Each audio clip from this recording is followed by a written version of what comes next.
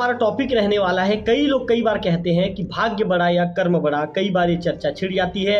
ऐसे में आज का हमारा टॉपिक रहने वाला है भाग्य बड़ा या कर्म बड़ा।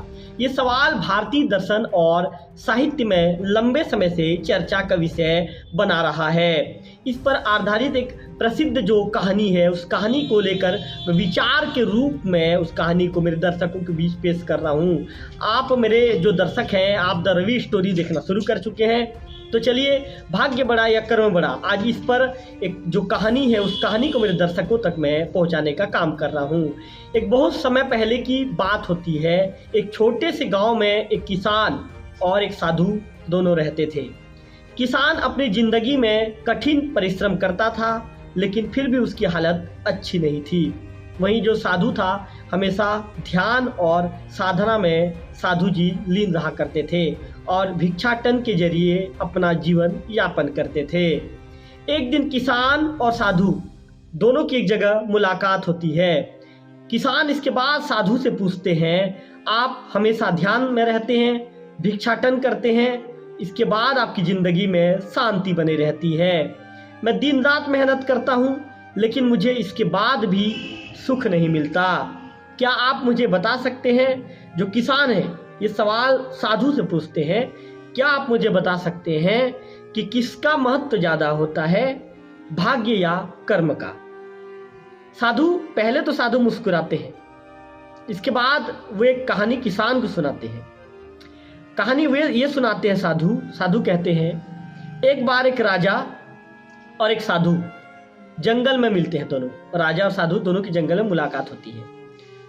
राजा ने साधु से पूछा, तुम हमेशा ध्यान में रहते हो, क्या तुम्हारे पास कोई खजाना है? साधु ने उत्तर दिया, नहीं, मेरे पास कोई खजाना नहीं है, लेकिन मेरे पास शांति और संतोष है। राजा को यह सुनकर हैरानी हुई और उसने साधु से कहा, अगर तुम्हारे पास कोई खजाना नहीं है तो तुम संतुष्ट कैसे रह सकते हो? ध्यान से सुनिए ना।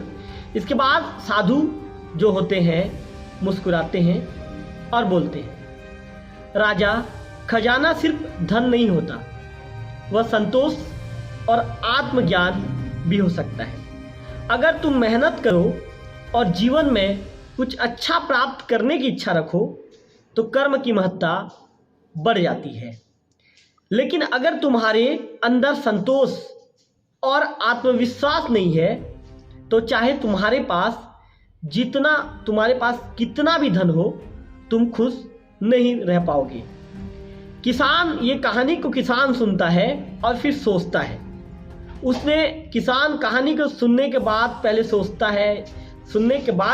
है और इसके बाद फिर महसूस करता है, और किसान अपने अंदर महसूस करते हुए किसान को ये बात अंदर जो सोच विचार करने पर मजबूर हो जाता है कि भाग्य और कर्म दोनों का अपना अपना अलग स्थान है। कर्म से मेहनत और संघर्ष को जोड़ना जरूरी है, लेकिन अंत में भाग्य भी अपनी भूमिका निभाता है। तो इस कहानी से हमें ये नैतिक शिक्षा मिलती है मेरे दर्शकों कि इस कहानी दोनों जो आपको बताना चाहूँगा कि भाग्य और कर्म, इस टॉपिक पर आज मैं कहानी आपको बता रहा था। भाग्य और कर्म दोनों महत्वपूर्ण है। हमें अपने कर्मों को पूरी ईमानदारी से करना चाहिए। जो काम हमें मिला है उस काम को हमें पूरी ईमानदारी के साथ पूरा करना चाहिए, लेकिन कभी कभी परिणाम भाग्य के हाथ में भी होता है। कर्म को सर्वोत्तम समझकर हमें अपने जीवन में आगे बढ़ना चाहिए, जबकि भाग्य पर भी विश्वास हमें रखना चाहिए।